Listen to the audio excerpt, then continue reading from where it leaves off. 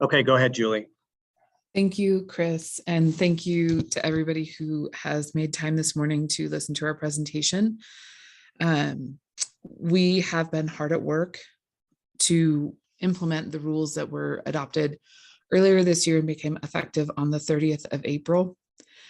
I see today as step one in terms of talking about the implementation of these rules, or the first, formal conversation about it. Recognizing that we are still in the process of finalizing forms as we speak. And today's goal is to really give a flavor for what the roadmap for compliance looks like and establish what tools we're creating to help assist with compliance and to facilitate implementation of these rules. The forms have not, as I said, been finalized. We're anticipating finalizing them in the coming month. Hopefully June 1st is our goal. Once they are finalized, we do anticipate hosting a follow-up operator meeting to actually walk through and do a deep dive and perhaps even live demo, subject to Chris's willingness, I think, Chris Eisinger's willingness to do a live demo of how those forms will work to help, again, with the idea of facilitating compliance and review and making this process as seamless as we can using the data that's available in our system. We really want to be able to help the regulated community understand how we are trying to facilitate that compliance. So I hope that we're able to set the foundation for that today, recognizing that there's more work to be done. We are continuing to receive a number of questions.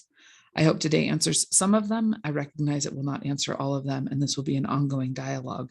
Moreover, individual operators have individual questions and circumstances that will also have to be worked through. And that's why this does end up being kind of a case-by-case analysis once we get into the meat of submitting a financial assurance plan. I'd like to thank everybody who helped participate over the course of the last 15 months to update our regs. It was a yeoman's process. And I think we ended up in an incredible space. And I look forward to the implementation of these. I will talk for a while, and then, as you all know, Jane Stanzik has been and continues to be a stalwart in terms of understanding how forms actually work. So at some point, I will hand it over to Ms. Stanzik this morning. As I said, we've gotten a lot of questions. I hope we continue to get questions. We'll have to continue to work through those, and perhaps we'll be in a space to have a deeper dive into answers to some of those in June once we have forms available to help demonstrate answers in a way that narratives aren't as successful. So with that, Chris, if you can start advancing the slides. So I think the most important component of the transition from what was current state to what now is future state, recognizing that rules became effective on April 30th, is when is the initial plan due for operators who are already operating in the state of Colorado and already have financial assurance. The initial financial assurance plans are due if you have 50 or more wells on July 1st, if you operate between 11 and 49 wells on October 1st, and if you operate fewer than 10 wells, December 31st of 20. All of these dates are in 2022. Of course, operators are welcome to submit plans early as soon as we have forms ready. However, I also recognize I'm a procrastinator, so I would use the deadline to drive action, but I really do encourage you to submit it as soon as you're ready. We'll be ready to work through it. Next slide, please. So what we have done globally is create a new Form 3. And that Form 3 is the actual plan required. And we anticipate having the Form 3 available by June 1st, 2022. Next. The Form 3 will then determine which options are available for the operator. And an operator does have the option to include subsidiary operators, which was an important component of the rulemaking. I wanted to flag, the different paths for review of financial assurance plan options. The director has the administrative authority to approve option 1 and option 2 plans. The director can also approve option 3 and option 4 plans if the operator does not request a modification to the contribution schedule. I didn't set time aside today to dive into what that means. We can have that conversation if it comes up in questions. And then I just wanted to remind everybody that if an operator requests a modification to an option 3 or 4 plan, requests an option 3 or option 6 plan, that plan must be reviewed by the commission pursuant to a commission hearing. And we expect that the operator submits a hearing application concurrently with filing their Form 3 or financial assurance plan. So if we go back to those initial dates, right? If you operate 50 or more wells and you're pursuing modified 3, 4, or option 5, 6, when you file your Form 3, you will also need to file a hearing application. That will kick off the hearing process for the commission to make its decision. And so then kind of jumping back into the detail and the nuance of the Form 3 that Mr. Eisinger and his team are currently building, based on the option that an operator selects, the Form 3 will calculate the financial assurance due. And that calculation is based on the information within our database that is reflected by the submittals from operators and the best information we have in our database. If there is a gap between what you've calculated or what an operator has calculated and what COGCC's form is calculating, we need to understand what that is, and it may require updating information within our database system. But given that our database is the repository, the official repository of our organization, we think it is helpful and will facilitate compliance to pre-populate this with the information pulled directly from our database. For those of you operators who have federal wells, can you go back one, Chris, for me? Thank you. Operators with wells covered by federal financial assurance will need to upload a list of those wells to have them excluded from the calculation of what financial assurance is due. That's pursuant, and that is pursuant to the exemption that the commission created that remains in effect until October of 23, or upon BLM taking action. So that's an overview of the Form 3. The Form 3A is the form for which operators can submit the actual financial assurance, right? The mechanism or the surety or the instrument demonstrating financial assurance. For options 1 and 2, an unmodified 3 or an unmodified 4, again, these are the 4 options for director or administrative level approval. That 3A needs to come in within 90 days of the plan approval. For operators pursuing a modification to 3, a modification to 4, an option 5, or an option 6, the financial assurance plan will be due based on the commission hearing order. We would anticipate, staff would anticipate, again, requesting kind of a 90-day timeline. An operator may suggest something else, and that is something that the commission can ultimately decide. And then a couple of key things about the other administration of interrelated rules. After an initial plan due date, and again, this is in this transition period from what currently is on file to what is required. So over the course of the next nine months or so, maybe 10 to 12 months, given the lag with hearing schedules and some financial assurance plans not being due until the end of the calendar year, transfers will not be processed until there is an approved Form 3. And so this is us making sure we're lining up expectations and how processes will work. This is probably an opportune, sorry, I have been accused of speaking too quickly before, so thanks for the chat. And I think we are recording it, so you can go back and listen to it. But I will try to put myself on like 0.75% speed. So after the initial plan due date, transfers will not be processed. One piece I forgot to touch on in staff's intentionality in creating a form that automatically populates the information that is due, and the calculation of financial assurance is for options 1, 2, 3, and 4. It turns staff's review into a much more straightforward process, right? We know that the form is pulling from our database.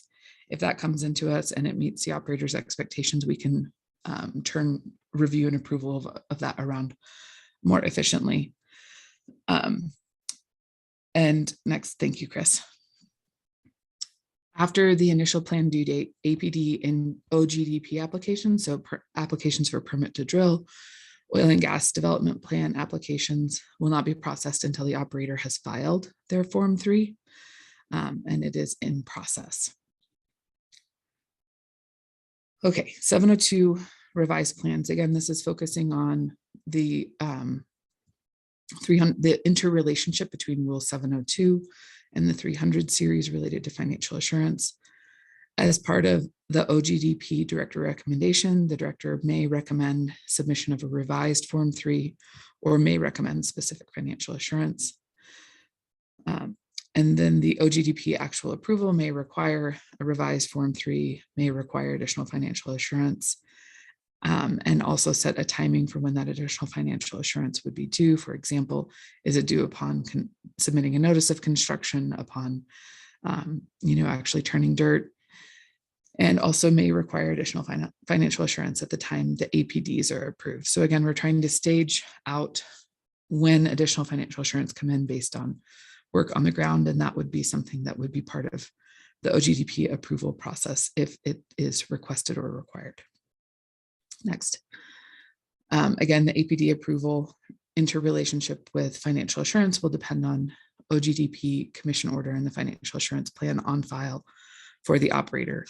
There is going to be a bit of a case-by-case review of these plans, given that they are very operator specific. I do want to remind everybody that based on the 200 series rules related to transfer that were adopted and became effective on April 30th, transfers do require a revised plan for both the seller and the buyer, or the selling operator and buying operator, to use the language from the rule itself. Next. For financial assurance related to non-well oil and gas operations, there were no major changes to the requirements for centralized E&P waste management facilities. Remediation projects do not have a specific mandatory financial assurance requirement, but provide some flexibility to request for the director to request financial assurance in certain situations or on a case-by-case review. And no major changes to the seismic operations. Next. For gas gathering, gas processing, and underground gas storage facilities, there was a change from a statewide blanket bond amount of $50,000 to $100,000. So operators who do not have wells, but do have a bond or a financial assurance provided to COGCC for gas gathering, gas processing, or gas storage facilities, we will need to increase that blanket bond by $50,000 in the coming months. There's more to come on that, so if you're excited to listen, just hold on to yourselves. Again, no change to the individual system. Next slide, or next. For produced water transfer system, there's a change from a statewide $50,000 blanket bond to individual bonds, and no change to the individual requirement for small systems. Next slide.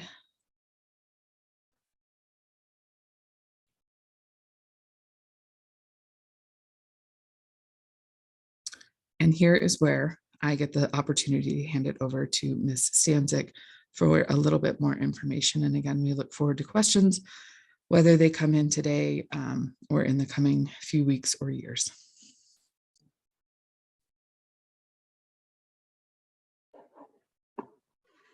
Thanks, Chris. Thanks, Julie. Morning, everybody. So it said deeper dive. This isn't too deep, but I'm going to walk through the workflow for the Form 3. So as Julie mentioned, this form is going to be, not 100% automated, but pretty close. So the input from the operator, obviously you start your form with your operator number. If you are consolidating subsidiary companies, that information will go on the Form 3. The parent company will be the entity that files the Form 3. And any revised Form 3s down the road. It's all the parent company if you're choosing to consolidate. And as Julie mentioned, any operator who has wells that are covered by financial assurance provided to the federal government, those are exempt until October of 2023, but we have to identify them right off the bat within the form so that the form can then automate the calculation and exclude those wells. So you're going, if you have wells that meet that criteria, you're going to upload a list of them into the form. And again, the form is automated, so the form itself is going to calculate what options the operator is eligible for. And of course, that's based on production, and that's all going to be calculated. It'll be populated. You'll see it in the form, and then you'll see which options you're eligible for. Next one. Oh, and then, yeah, then you select the one you're going to go for. So the form does calculate everything, but for single well financial assurance, the rules allow for an operator to use their own demonstrated costs to plug and abandon wells and to reclaim locations. So, and the rules also in the definitions where single well financial assurance is defined, it has, the rules have values that are the estimated values for that's the commission has determined for plugging and for reclaiming. So if you want to put in your demonstrated costs, you can. The form will calculate both. It'll calculate single well financial assurance using your costs and also using the costs in the definitions. So for, oh my gosh, we misspelled our, our abbreviation for single well financial assurance. So we get tired of typing that all out. So it's SWFA, and please excuse my typo, sorry about that. So the calculation will include an operator's low producing wells that require single well financial assurance. And those are there are thresholds set in options 1, 2, and 6. And so below the threshold, those low producing wells are included in the blanket. Above that threshold percentage, they require single well financial assurance. So the automation within the form is going to presume that an operator wants the least expensive low producing wells to be covered by single well financial assurance and the most expensive ones to be covered under the blanket. So we're going to make that determination in the automated calculation of your financial assurance. And the other thing that's going to be included is the out of service wells that have passed their plugging deadline. They are subject to single well financial assurance as well. And the rules have some latitude, like Julie said, there's operator case by case situations provided for in the rules. And one of the things is that there might be a requirement for a particular operator that the director or the commission has required single well financial assurance for other wells, maybe an inactive well, an out of service well even. The rules 434 C and D explain that scenario. So those will be included. So Julie mentioned this, that options 1, 2, and unmodified 3 and 4, the director can approve because the form is going to calculate it.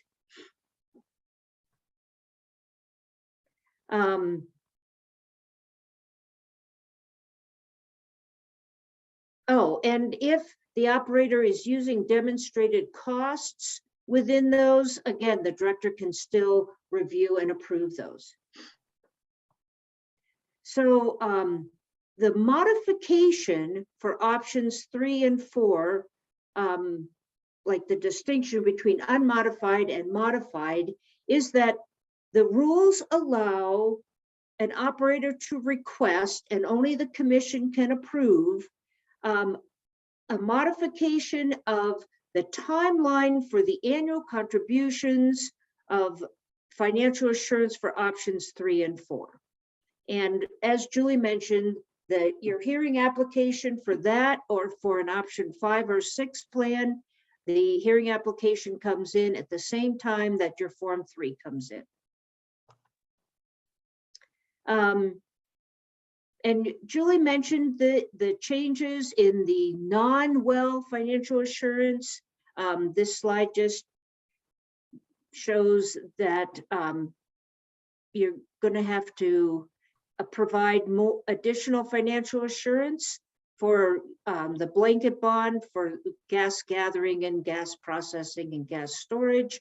And that does not require a 3, which is a plan that includes wells. It just will require the Form 3A, which is the form, right now it's the Form 3, and we're going to turn it into the 3A. And that's how you convey your financial assurance to us.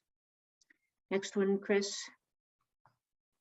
Same thing, the produced water transfer systems, you're going to be filing a 3A with additional financial assurance for each of your registered facilities. Same thing for commercial disposal facilities. And all of those, will consider that they are due September 1st of 2022. And that allows for the preparation of that form and your submittal of it, of the Form 3A.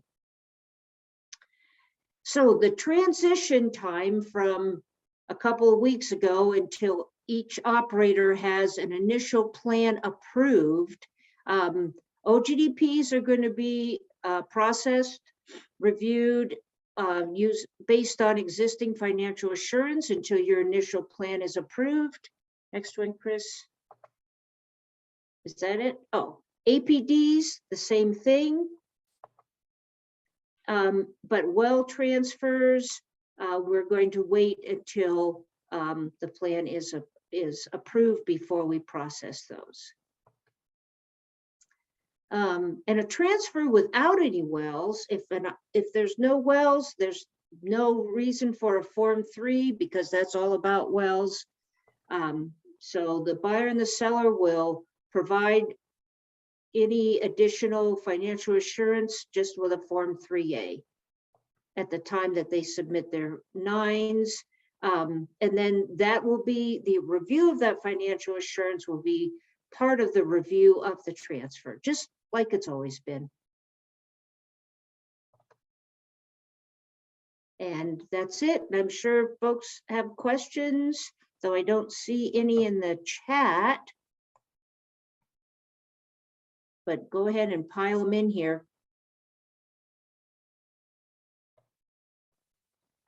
Chris, are you going to read the questions out for us? I will try here. Yep.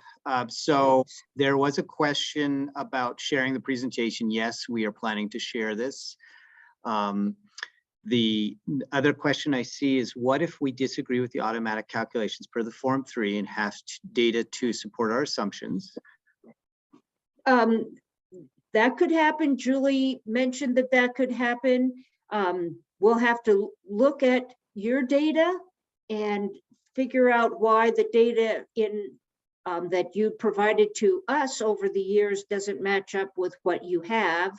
And if we agree that the data in our database is incorrect, we'll figure out a way to fix that and end up with a better calculation of your financial assurance. But as Julie said, you know, what we have is what you've sent us. So if you think something is wrong, we need to take a look at it.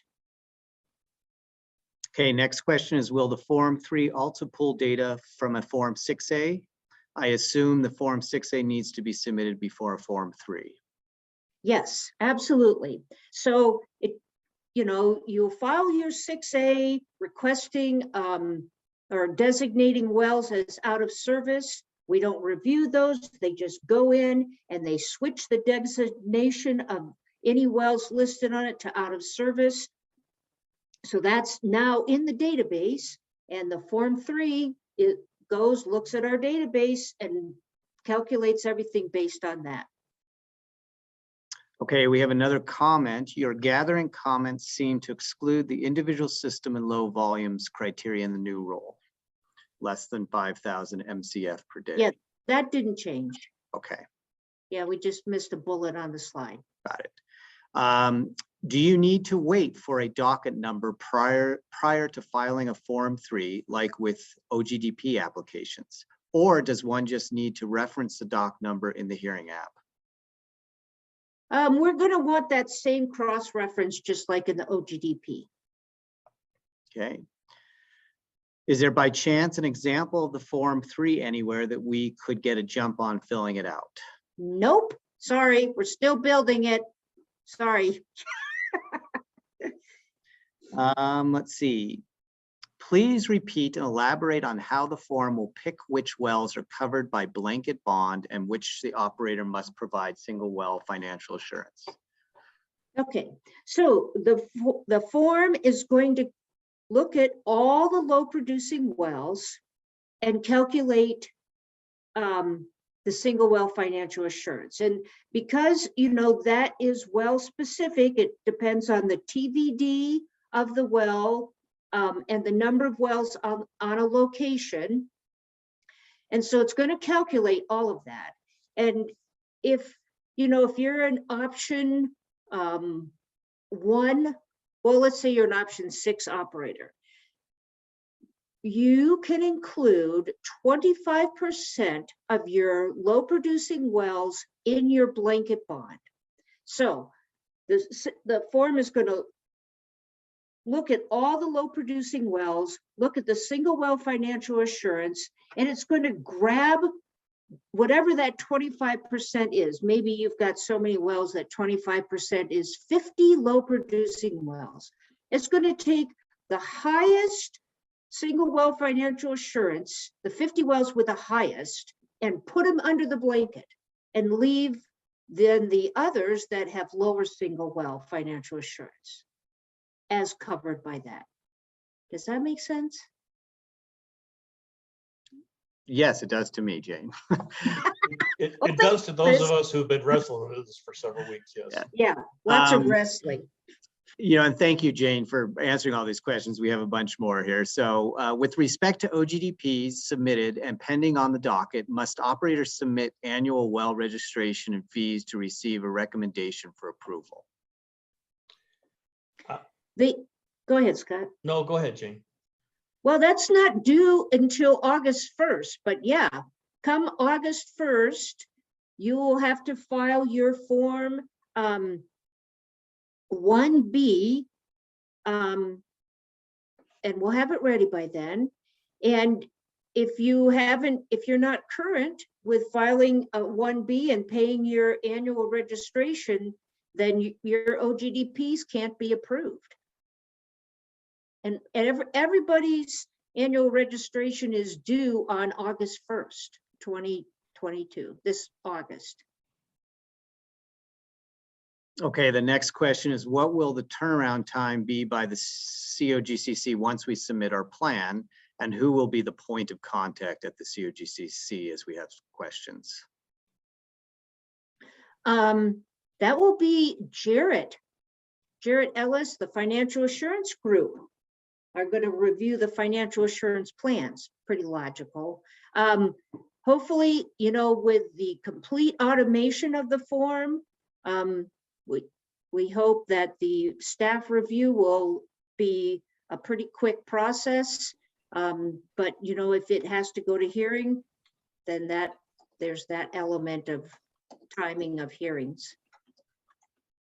Okay, will the backlog of Form 6 SR approvals be completed so these wells have the correct status? Nope. But the system will look at any pending Form 6 subsequent report of abandonment, and if it's in the, if a well if the form for a well is pending, it will be considered to be plugged for the purposes of calculating financial assurance. But the thing you have to remember is that, you know, there's plugging a well and then there's reclaiming the site. So in terms of release of financial assurance, you've got to pass a final reclamation and get your money back. Hey, Jane. Hey, this is Jarrett. Sorry to interrupt. I just wanted to follow up on your comment earlier on the option 6 wells. When we were talking about which wells are covered by the single well financial assurance and the blanket amount. I just wanted to clarify when you said up to 25% of the operator's low producing wells could be covered with the blanket. I think it's actually up to 25% of the operator's total wells can be low producing, which would be covered by the blanket. So I just wanted to clarify on that. It is not 25% of low producing wells covered by the blanket. It's 25% of the total wells may be low producing. Any excess over that would need single well financial assurance. Sorry, I got my words all twisted. Okay, we've got quite a few more Thanks, questions. Jarrett. And thank you for everybody sending these. We'll try and get through all of them here. What if a well has recently been plugged, but the database doesn't show the updated well status yet? Well, it doesn't, the database doesn't update until that form subsequent report of abandonment is approved, but the Form 3, like I said, is going to look and see a pending Form 6.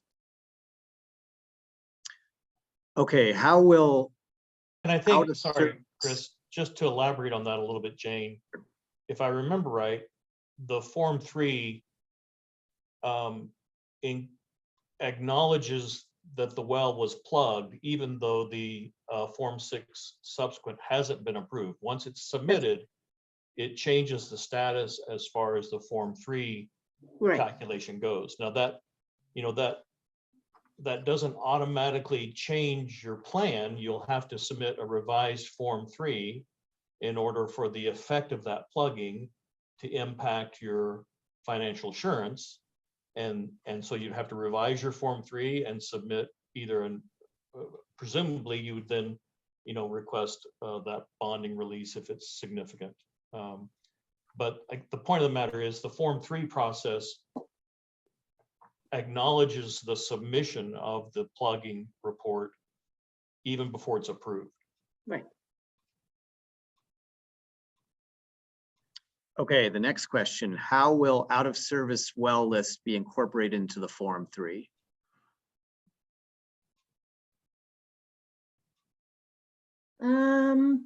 Well, an out of service well is excluded from a requirement of financial assurance, so those aren't going to be counted. Like the calculation that I stumbled on, that Jarrett straightened us out on, when you look at the rules, it says that we're considering all of an operator's wells excluding out of service wells.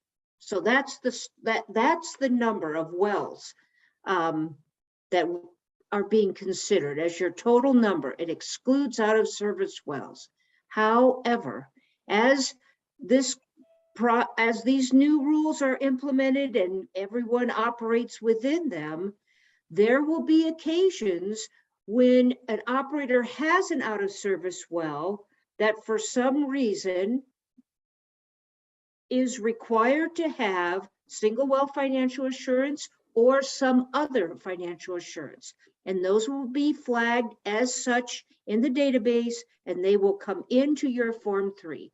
But right off the bat now, as you're filing your initial Form 3s, no one is going to have an out of service well that needed single well financial assurance or needed some other financial assurance.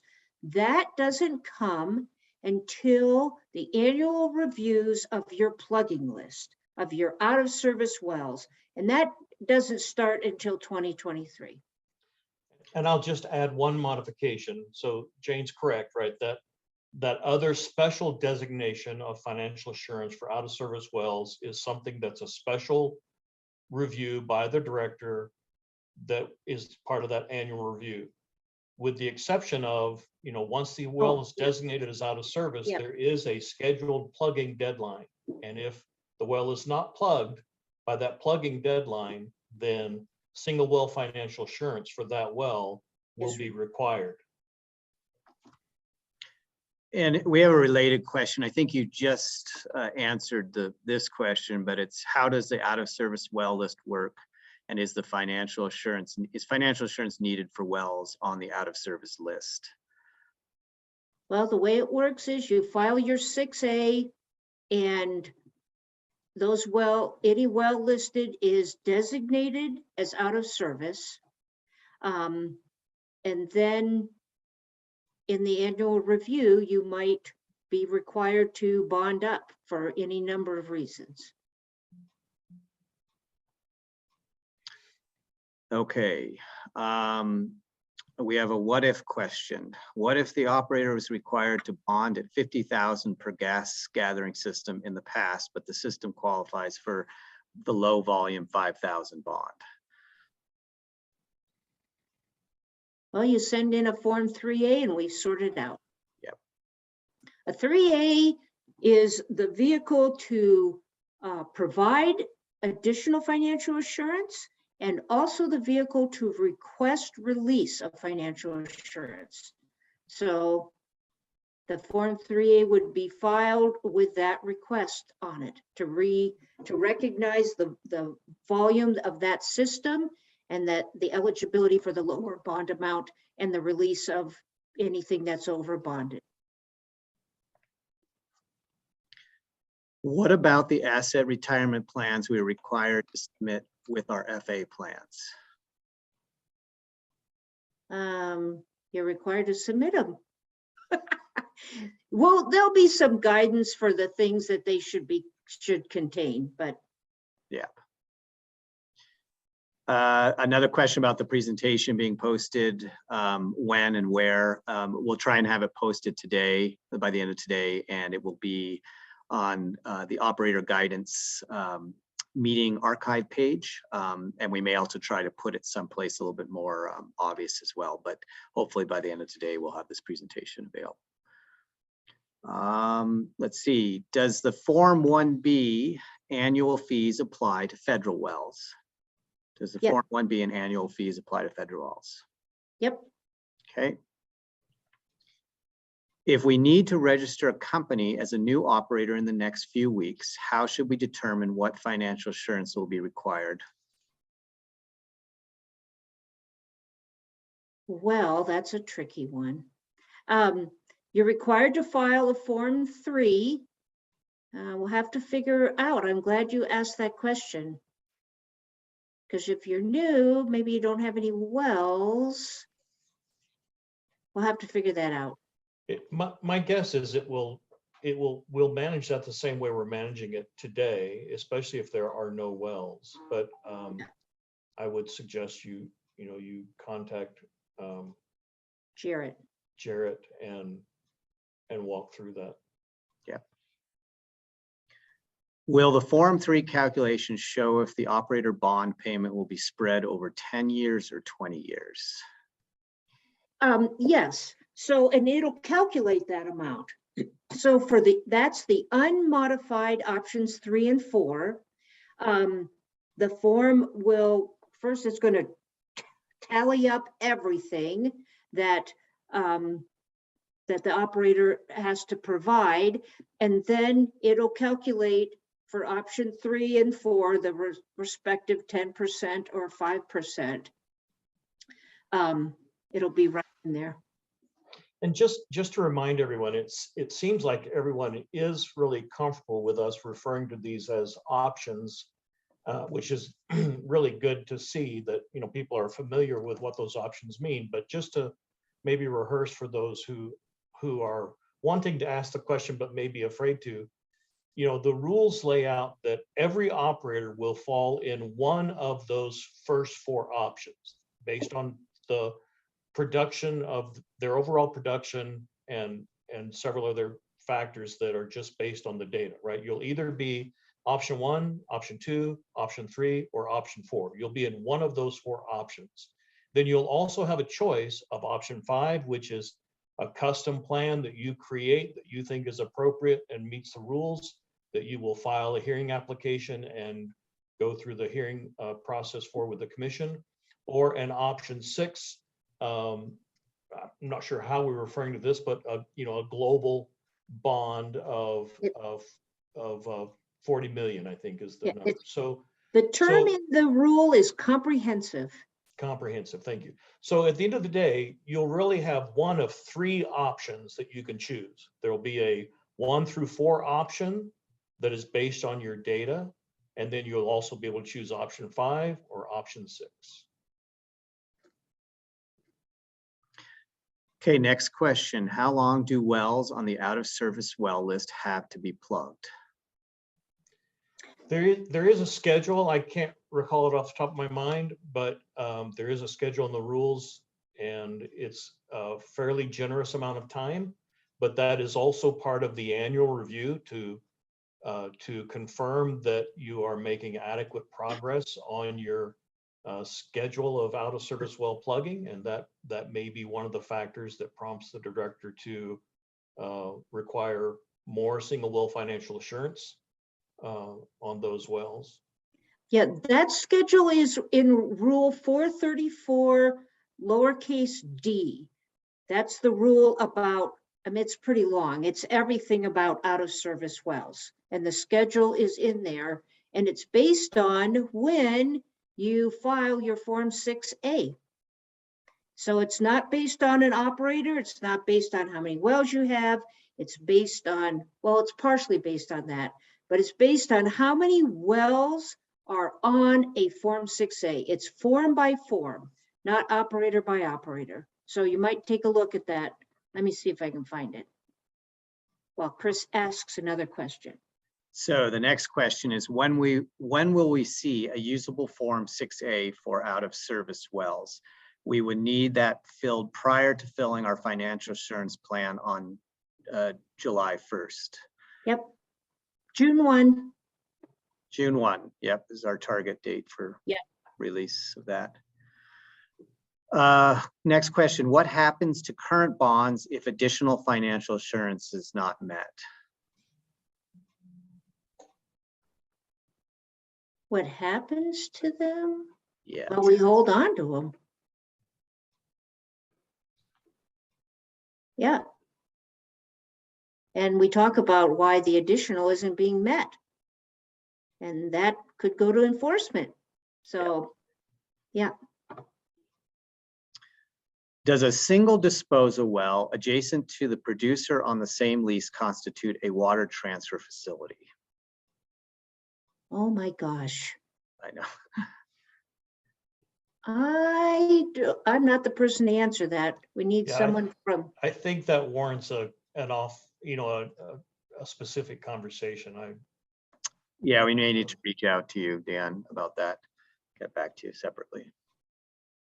yeah, send an email to Diana Byrne and Mark Schlagenhoff and have it and provide API numbers, the whole deal, so they can figure it out.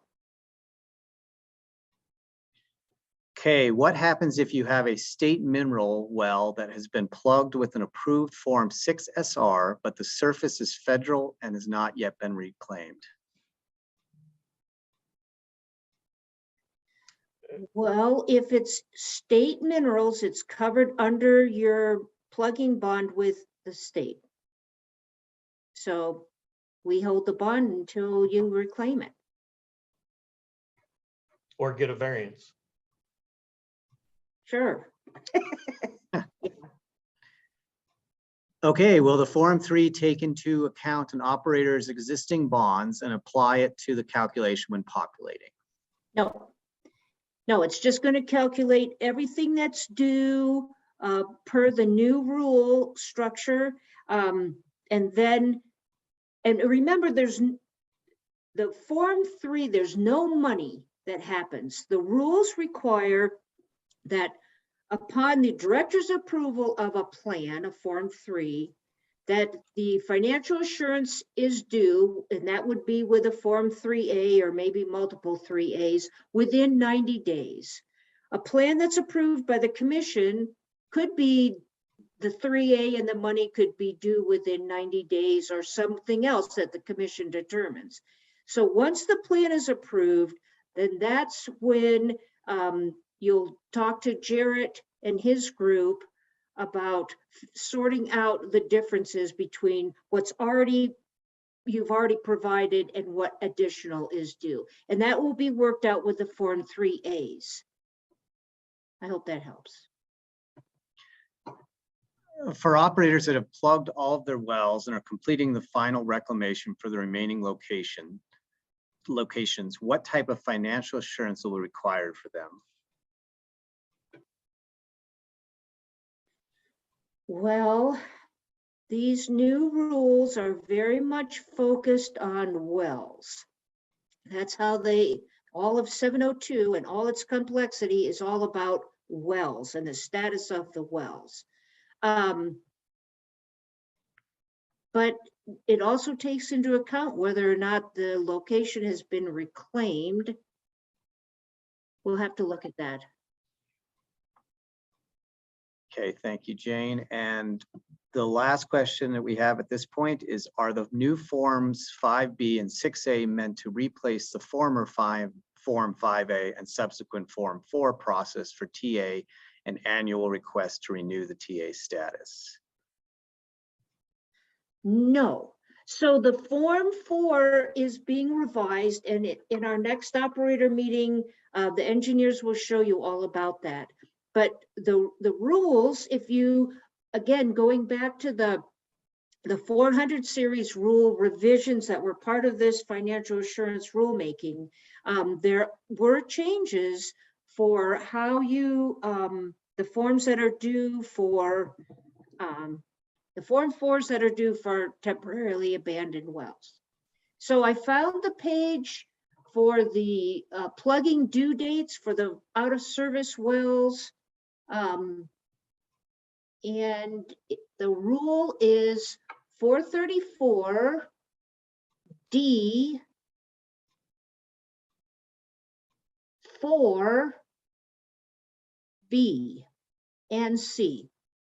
And it's on page 16 of the draft that is posted on the website. And the revised rules for Form 4s required for temporarily abandoned wells, that's all in 434 lowercase b.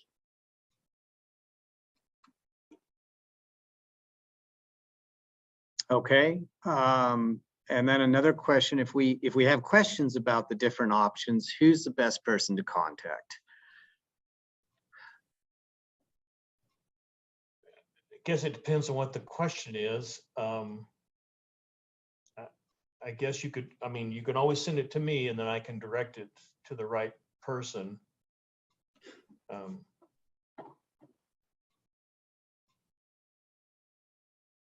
That sounds good. Sorry, Scott. Oh, Yes, if someone does have specific questions about an option, you can certainly ask them now. That's you're more than welcome to. But the best explanation I can give you for the first 4 options is it's just math. The rules lay out the math that determine which of those 4 options the operator falls into, and it's all based on well counts and production. So, Jane, before I believe that also once a Form 3 is functional, an operator can look at how much would be calculated based on the different 4 administratively approvable options. So you'll be able to know. Yeah. Oh. Well, yeah, if you start a Form 3 in draft, you're going to get to a tab that has your choices.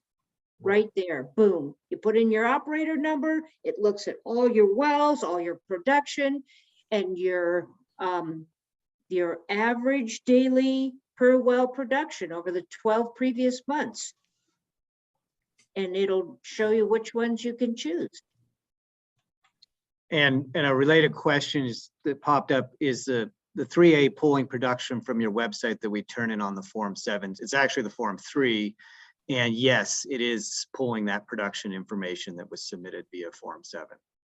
Right. And so here's a funny thing about that.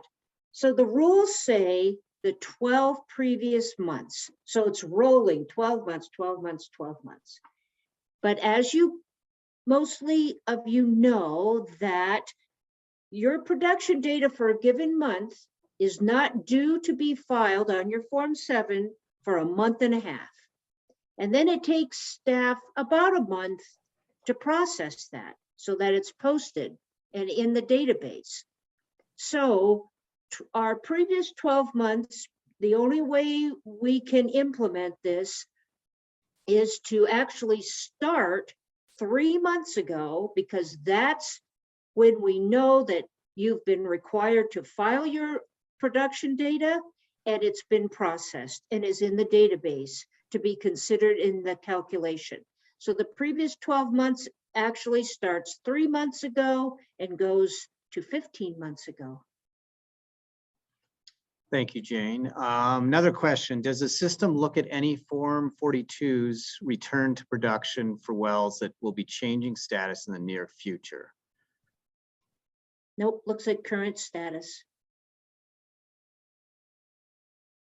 And I have a note about current status. So you've probably noticed that these new rules depend on well status and on the new well designations, and more than ever any other rules. And so we're about to change. So, you know, we've always had the status XX that nobody could understand why it was called XX.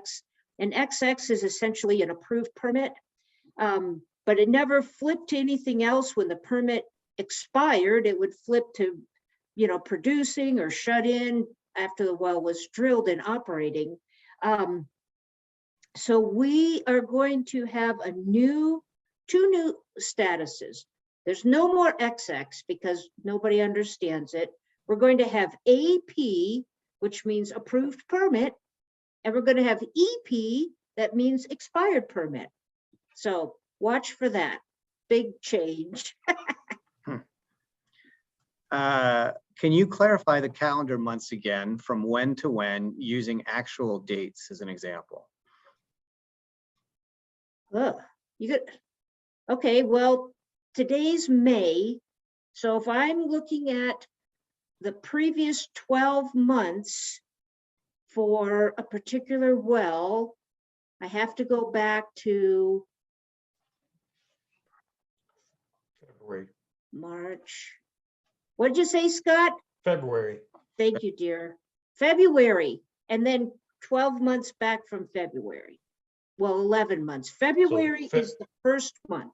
Yeah, February would have been the 12th month, and then we count back Yeah. to get to month 1, which would have been the previous March.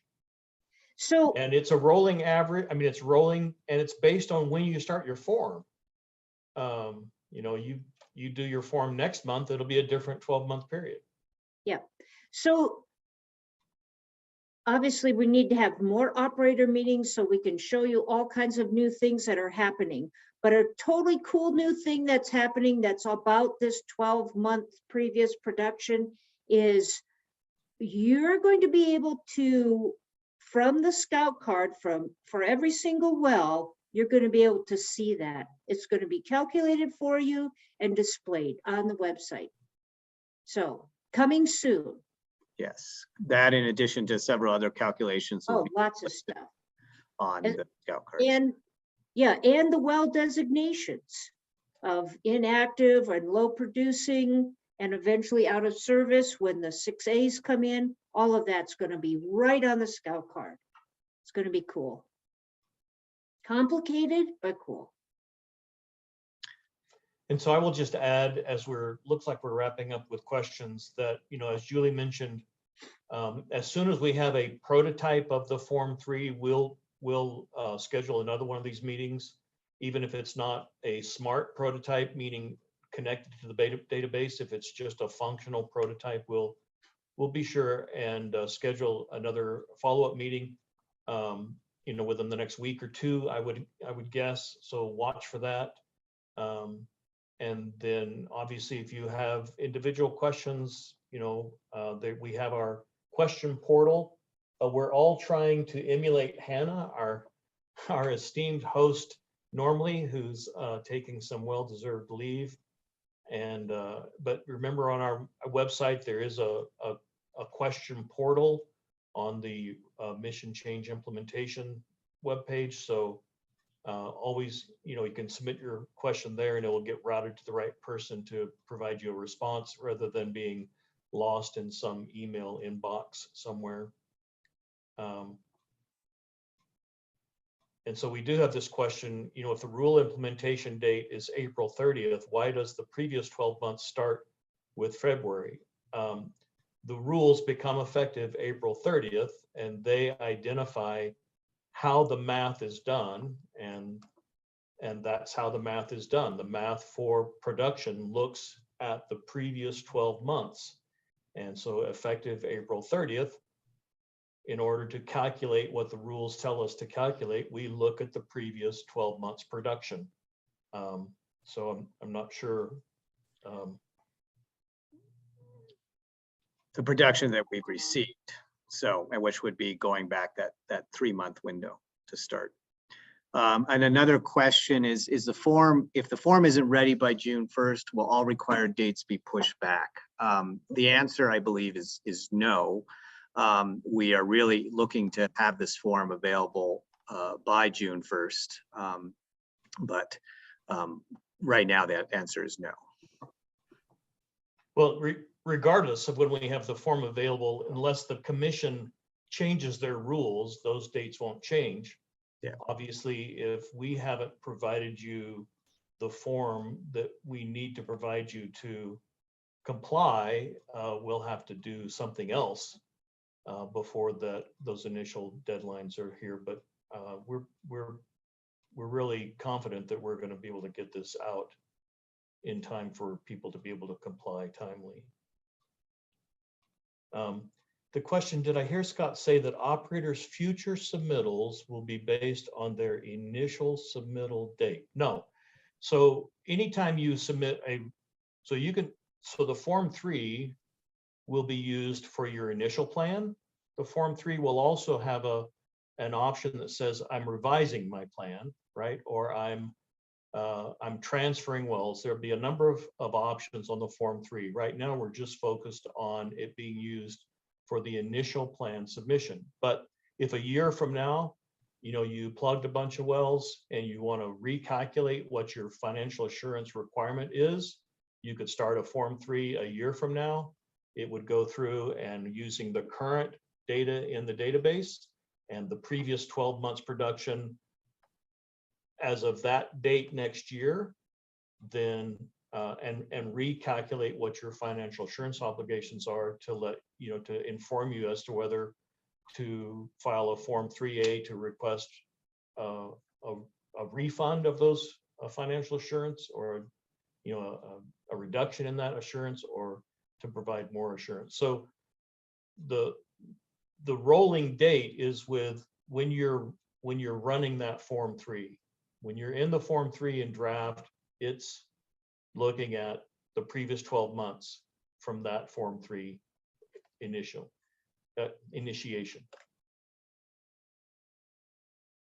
Thanks, Scott. I think you may have answered the other comment about that, where the previous calendar month is not clear. When are the previous 12 months for FA plan due July 1st and annual well fees due August 1st? We need this guidance to start running numbers. So I think Scott just answered that.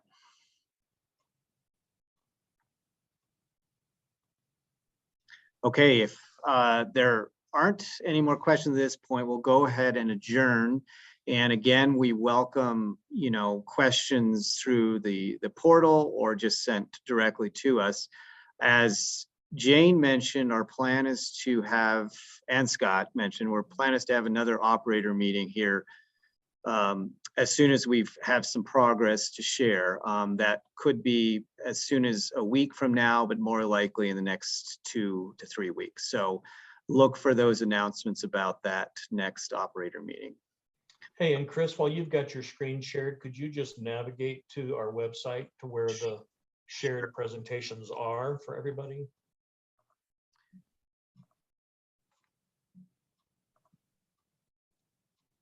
So these shared presentations are going to be on the operator guidance page, on which is here. And then you'll see on the right-hand side, there's a sidebar for industry operations meetings. And you will see past meeting agendas, recordings, and presentations here. So posted to this page at the top will be the information and presentations from this meeting.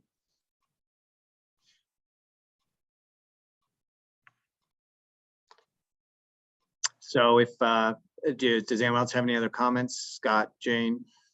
No, I Julie? should say thanks for hosting, Chris. Thanks everybody for attending, and you'll be sure and submit your questions on the question portal and look for an announcement about a follow-up conversation. Yes. Thanks, everyone. Have a good day.